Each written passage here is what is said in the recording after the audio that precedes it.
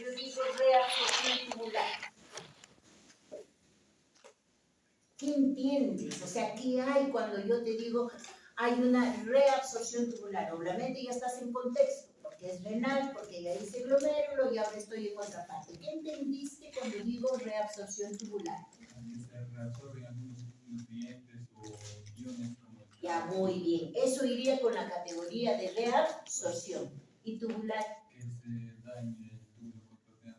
O ya estás enlazando dos categorías. Y eso es bueno. Eso es lo que vamos a tratar. Cómo aquellos solutos filtrados van a producirse una reabsorción desde el túbulo contorneado proximal hasta el túbulo colector, pero todos tienen una selectividad, ¿ya? Entonces, miren, me dice que, ¿qué pasaría si en el sistema tubular, porque son células especiales, todo el sistema tubular en su capa interna tiene células epiteliales? Cada célula epitelial tiene toda una estructura que ahora lo vamos a ver. ¿Y qué pasaría si no tuviera esa estructura, ese aparato, las células epiteliales que constituyen el sistema tubular? Todo se pasa, todo se arrasa y al finalmente terminas eliminando casi todo el plasma. Te quedarías sin plasma. Maravilloso es el cuerpo. ¿Por qué? Porque te dice, yo te doy esta estructura, tú vas a hacer una célula epitelial con microvellosidades y en esta microvellosidad te voy a implantar una proteína y esta proteína te va a ayudar a reabsorber, por ejemplo, la glucosa. Así está tu cuerpo. Entonces, si no tuviéramos toda esta estructura, este aparato, realmente lo perderíamos todo. El otro, que el riñón, ¿no? A través del filtrado glomerular es la única vía que tenemos para eliminar elementos de desecho, productos del metabolismo celular. Dame un producto de desecho mirando la guía. Ácido úrico, creatinina, la urea, son elementos de desecho, que la única vía que nosotros podemos encontrar para sacarlo del cuerpo, porque son justamente, ¿y por qué se llama de desecho? ¿Por qué le dirían ustedes de desecho? Ideas, a ver, ideas, ¿por qué le diríamos de desecho? Porque ya no van porque las moléculas ya no van a poder ser absorbidas para que tengan la función que cumplen cada uno. Sí, pero no tanto va por ahí. ¿Qué idea, Matamoros? ¿Por qué sería elementos de desecho? Ya fueron absorbidos y ahora... Nada, tú no busques. Ya busca y dime. Para eso está el internet. Busquen el internet, busquen, agarren su celular. ¿Por qué se llama Mendoza elementos de desecho? Fuerte, pues, fuerte, no te escucho. Ah, no vas por ahí. Ya están utilizados No vas por ahí. Usted, a ver.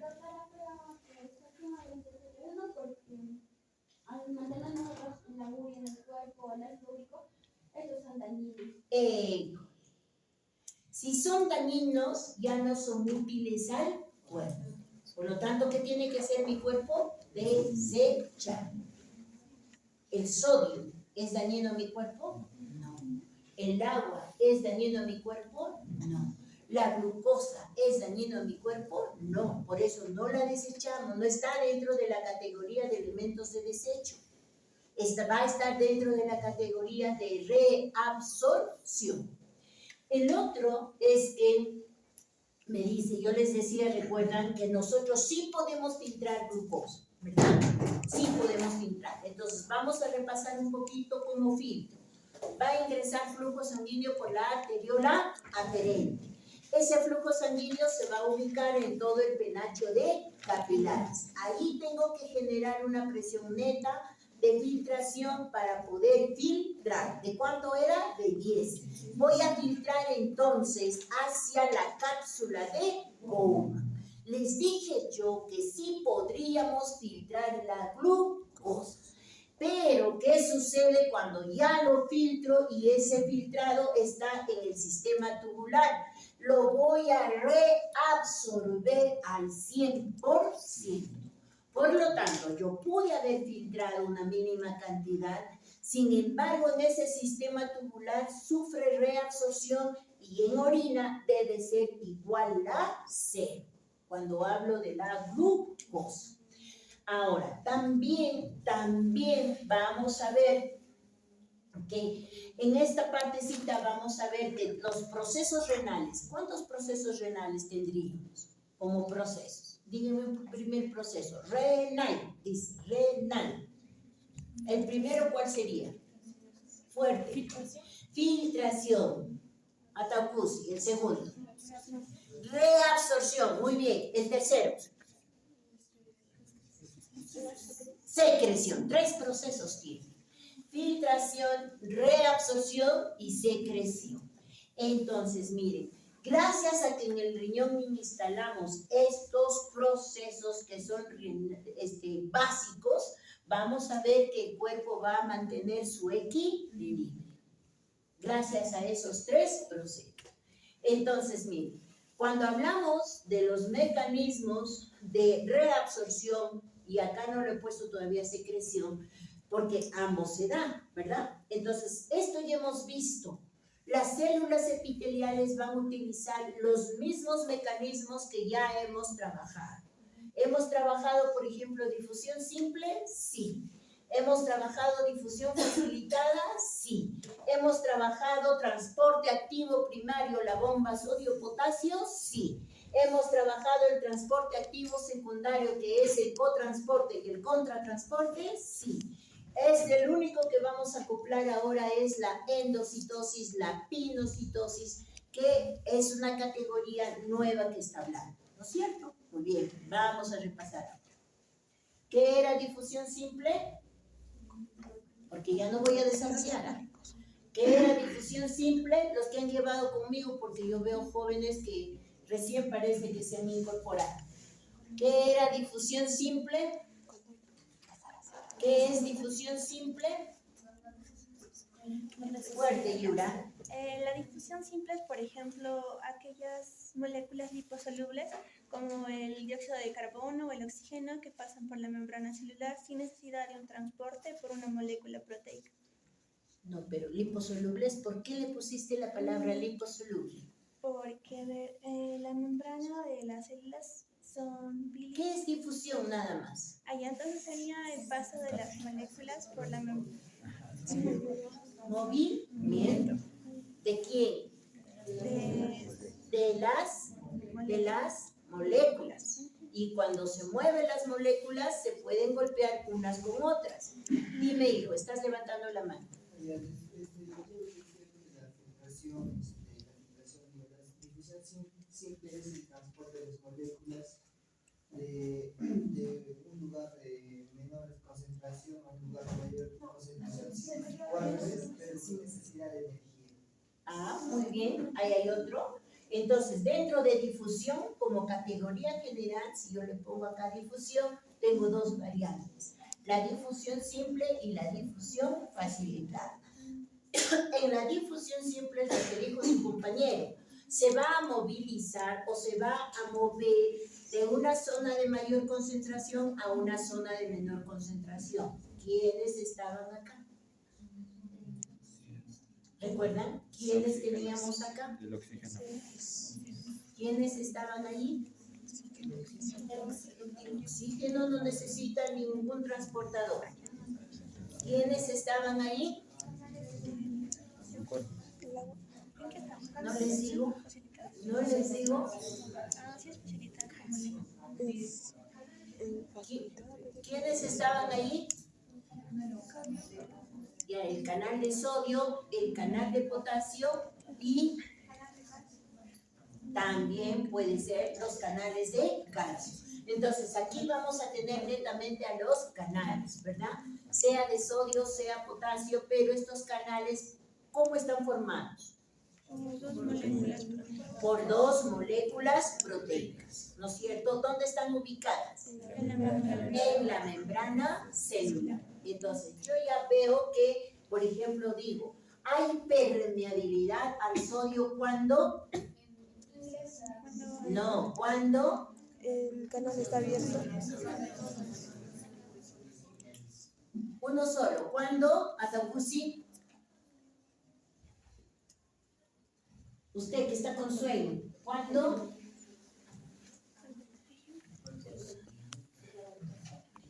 ¿Cuándo digo que hay permeabilidad al sodio? Cuando ingresan por los canales de sodio hay un aumento de concentración. No. ¿Cuándo digo hay permeabilidad al sodio? El que sigue. El que sigue. Cuando se figura la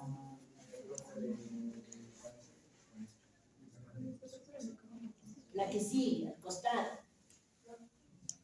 Cuando en la membrana se abren todos los canales de potasio, dijo. Sodio. De sodio. Eso es. Cuando los canales de sodio están abiertos. Entonces digo, la membrana se ha tornado permeable al sodio. ¿Y cuando yo diré que hay impermeabilidad al potasio?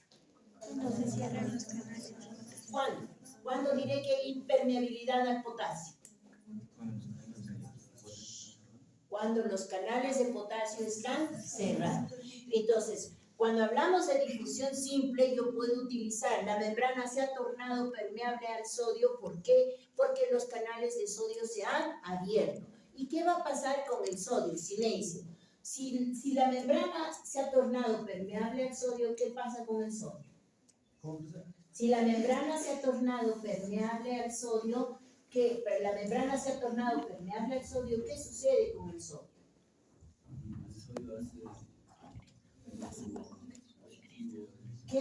¿Qué pasa con el sodio? Muy bien. ¿Por qué ingresa? No. Hay un fundamento físico allí. ¿Cuál es? Escobar, ¿por qué ingresa? ¿Qué? Fuerte, que te escuche su compañera ya. ¿De qué? Ya, ¿por qué? ¿En qué consiste?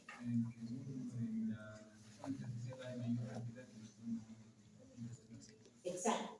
Porque el sodio, su concentración es mayor en el extra y en el intra es menor. ¿Cuánto era del sodio en el intra? ¿Cuánto tenía de sodio? Silencio, en el intra. Para que funcione, si no, no va a funcionar. ¿Cuánto era de sodio en el intra? ¿Cuánto? Silencio, pues niñas, yo estoy preguntando a una persona. ¿Cuánto era? ¿Cuánto era? Fuerte, niña, fuerte. Ya esto pasó. ¿Cuánto era? La que sigue. ¿Cuánto era? ¿Qué? ¿Cuánto era? Silencio, niña. ¿Quién? ¿Cuánto era? ¿10 qué? ¿Cuánto era en el extra? ¿Cuánto era en el extra? No es 140, 142. Entonces, es eso el fundamento que yo necesito saber. Por eso tienen que saber concentraciones. No basta que tú digas, es por diferencia de concentración, ya eso es memoria. Pero, ¿qué significa la diferencia de concentración? Que el sodio lo tengo más en el extra y tengo menos en el intra. Entonces va a ir de una zona de mayor concentración a una zona de menor concentración. Eso sucede cuando la membrana se ha tornado permeable al sodio. Y ya lo dijo ya Guaranga. Cuando digo que es impermeabilidad al potasio, cuando la membrana, se ha tornado impermeable al potasio porque los canales de potasio están cerrados. Entonces no va a haber, ¿no es cierto?, la difusión del potasio. Guaranja, ¿cuánto era el potasio en el intra? 140. Y en el extra, 4. 4. Estás esforzando y eso está muy bien. Ya, vamos con la difusión facilitada. ¿Qué es la difusión facilitada? Vamos ahora a ver, vamos bajando. El que sigue delante de usted. ¿Qué es la difusión facilitada? ¿La asistencia está pasando? ¿Qué era difusión facilitada? La que sigue, ¿qué era difusión facilitada? Ay, sinceramente mejor. La que sigue, ¿qué era difusión facilitada? Ayer estaba cuando estaba por su gradiente, podría pasar, o sea, ¿Qué era difusión facilitada? Cuando hay una proteína que le va a ayudar. ajá. Cuando hay una proteína.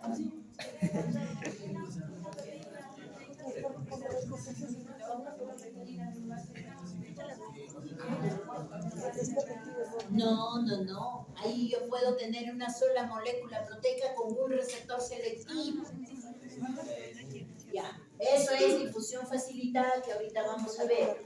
Dentro de transporte activo primario habíamos revisado bastante a la bomba sodio-potasio. Muy bien. Ahora vamos. Con usted.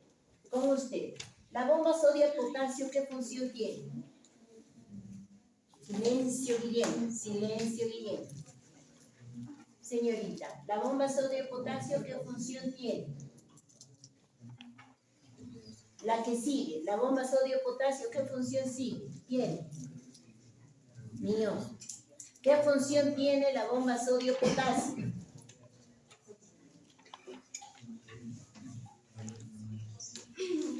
Voluntarios. De reabsorber 3 sodios y excretar 2 potasios. De reabsorber, no, cambia de categoría. Tampoco, cambia de categoría. No, tú estás bien, cambia la categoría de secretar o reabsorber.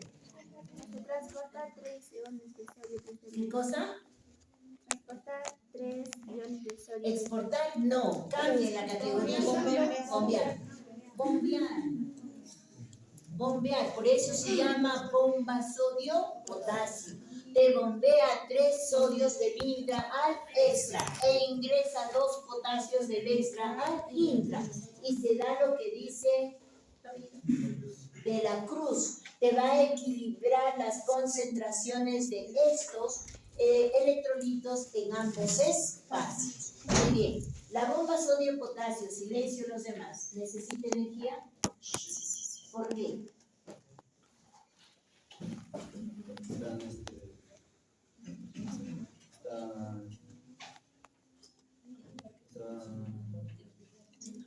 El que sí.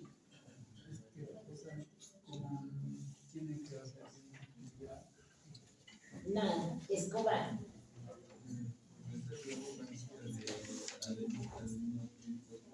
¿Por qué es una bomba? ¿Por qué necesita energía?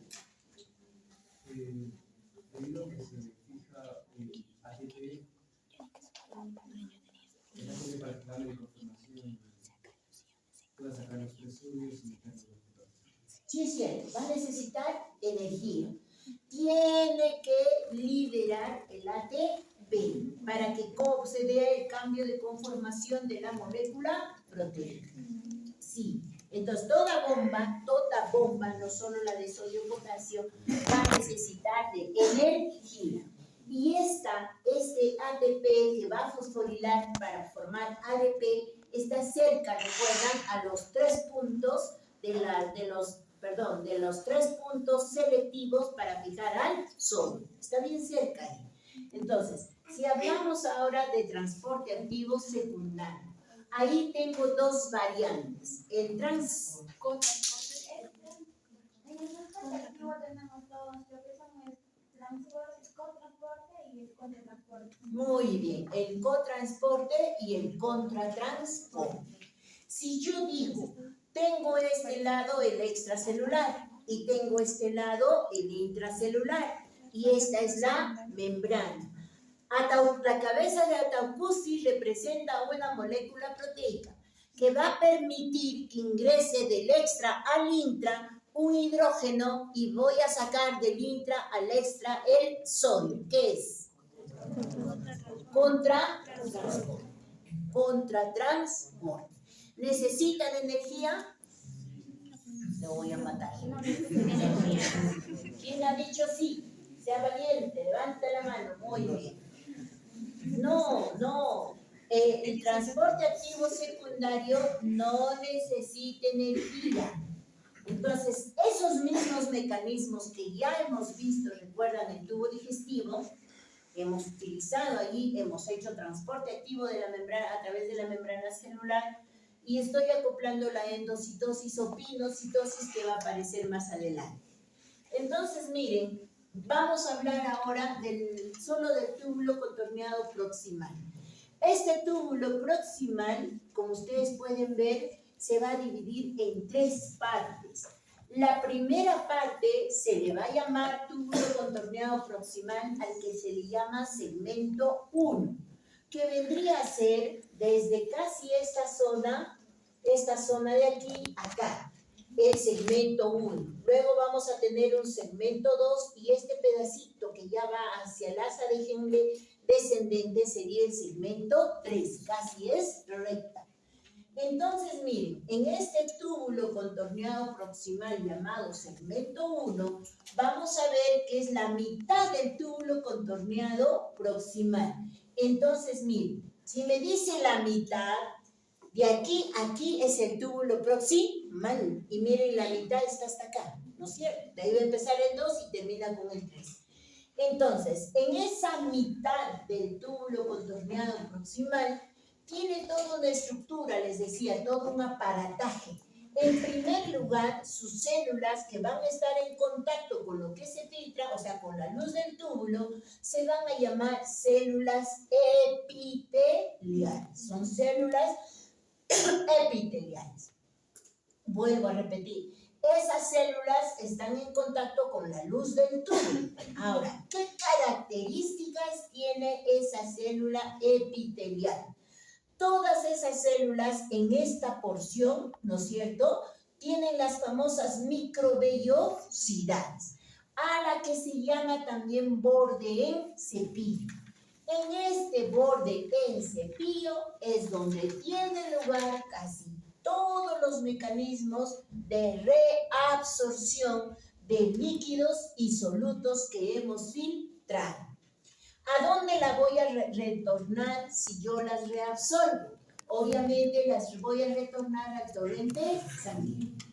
Entonces, esta es vital para los procesos de reabsorción porque constituyen la mitad del túbulo contorneado proximal.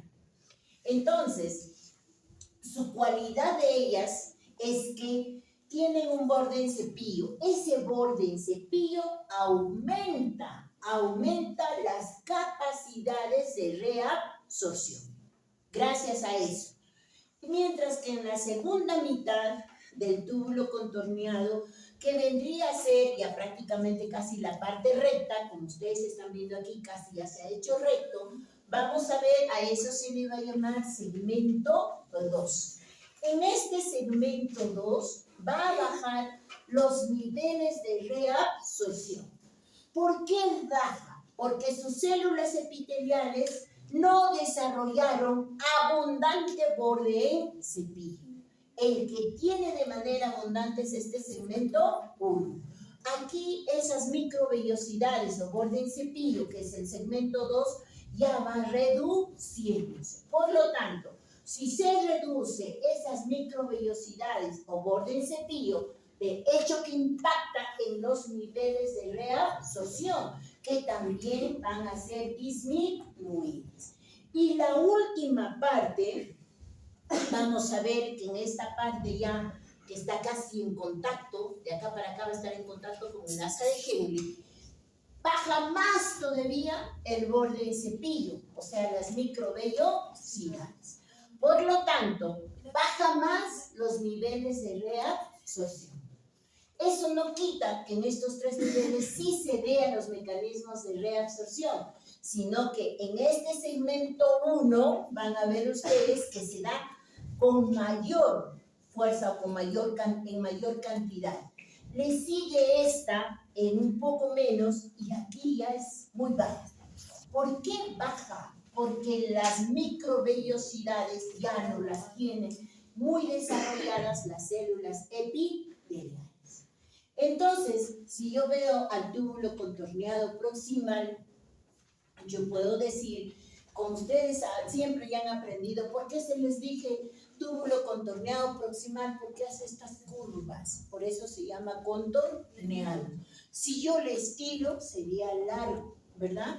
Entonces, vuelvo a repetir, esta parte es vital para los mecanismos de reabsorción. ¿Qué voy a reabsorber? Fundamentalmente los solutos filtrados. Y con ello, obviamente, voy a reabsorber el agua, ¿no es cierto? ¿Cuánto filtré? Desde aquí va a empezar los mecanismos de reabsorción. ¿Está claro entonces? Muy bien. Entonces, la pregunta a usted. En el segmento 3 se da una gran reabsorción de solutos y agua filtrados porque en este nivel las células epiteliales tienen desarrollado microvellosidades y tienen un buen borde cepillo. ¿Verdadero o falso? ¿Por qué es falso?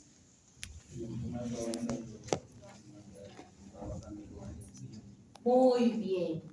Mientras más se acerca al segmento 3, las células epiteliales no desarrollaron mucha microvellosidad. Por lo tanto, su borde en cepillo habrá disminuido. Muy bien. Entonces, vamos ahora a esto mismo. ¿Cuánto mide todo el túbulo proximal? Si lo estiramos, más o menos te da 14 milímetros. Ahora, yo les dije que la capa interna, sobre todo de este túbulo, está constituido por células epiteliales. Entonces, toda célula epitelial, ahorita les voy a mostrar a la célula. En la parte interna, en su citoplasma, vamos a encontrar gran cantidad de un organelo llamado mitocondrias. ¿Por qué tendremos gran cantidad de mitocondrias en estas células epiteliales del túbulo contorneado proximal? Porque son ellas las que generan ATP, es energía de cierta manera. Muy bien, eso es. Y otro, porque son células que tienen gran actividad metabólica. Ahora, ¿por qué quiero la actividad metabólica? Porque gracias a esa actividad metabólica voy a poder sostener todos los mecanismos o procesos que requieren sobre todo de energía. Ahora, tiene un aparato de Golgi que casi aquí no trabaja mucho, perinuclear, un retículo endoplasmático rugoso y liso y gran cantidad de lisosomas. Los lisosomas, esa es la desventaja con ustedes, que los lisosomas van a elaborar y van a secretar enzimas que me van a ayudar a reabsorber sobre todo a las proteínas. Ahora, luego vamos a ver que en las vesículas, en la zona apical, cuando digo zona apical voy a pasar un poquito, aquí tienen una célula epitelial, similar a la del tubo digestivo que hemos trabajado. Ya quiero avanzar un poquito. Si esta es la luz del túbulo, llamado también lumen tubular, esto sería el borde del cepillo, ¿verdad? Ya. Ahora, como borde del cepillo, aquí tendría la membrana luminal. ¿No, Cusi? ¿Sí?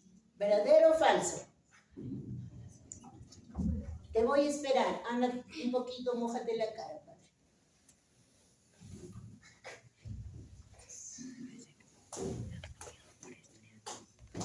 Pero rápido, en 2 minutos, y una de ida y una de vuelta, ya estás. Ya, un poquito, cuando vuelvas repasamos con él. Yo les decía, esta es una célula epitelial del túbulo, ahorita estamos en túbulo proximal, ¿verdad? Es una célula epitelial del túbulo proximal. Toda célula epitelial del túbulo proximal tiene una cualidad, yo les dije, tienden a desarrollar microvellosidades que vendrían a ser. Cuando ya las desarrolla y las instala, se llama borde en cepillo. Este borde en cepillo está en contacto con el lumen o la luz del túbulo, ¿ya? Ahora, Si ustedes ven, entre célula y célula o célula y célula hay un espacio, ¿verdad? A ese espacio se llama espacio paracelular. Paracelular. Muy bien. Luego yo tenía aquí, esta sería la membrana vasolateral. ¿Por qué decíamos que era vasolateral? Porque está cerca a un vaso sanguíneo. Y siempre hay esto, ¿ven? La luz del túbulo, la célula, el espacio intersticial y recién el vaso sanguíneo. Entonces, de eso estoy hablando, un ratito, hay que esperar la cosa. Les dije que el citoplasma apical. Cuando dice citoplasma es toda esta parte interna, ¿verdad? Y como esto es el citoplasma y me está diciendo apical, es esta, superficie apical, ¿ya? Entonces hay diferentes formas de llamarle, dice, su citoplasma en la parte apical tiene vesículas. Eso es lo que está aquí en el texto, ¿ven? Ay, no. Correcto. Ya,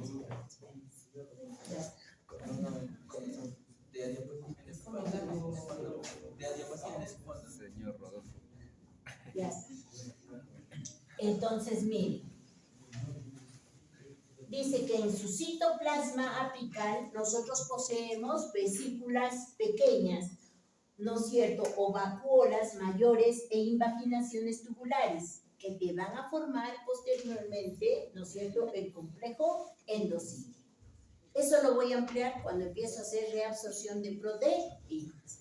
Solo quiero que me capten que la zona apical es donde está casi el borde en cepillo, es la membrana en sí.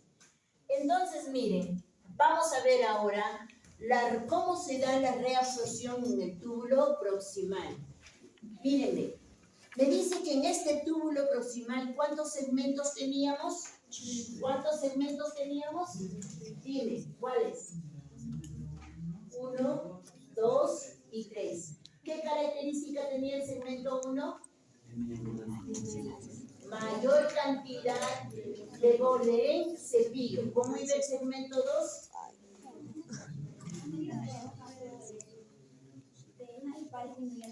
Muy bien. ¿Y el tercero? Muy bien. Por lo tanto, yo puedo decir que los niveles de reabsorción van a depender del desarrollo del borde en cepillo, ¿no es cierto? Entonces, miren, dice, en todo el túbulo proximal vamos a ver que se va a dar entre el 60 al 80% de la reabsorción de lo que hemos filtrado. Yo filtro y entonces en esta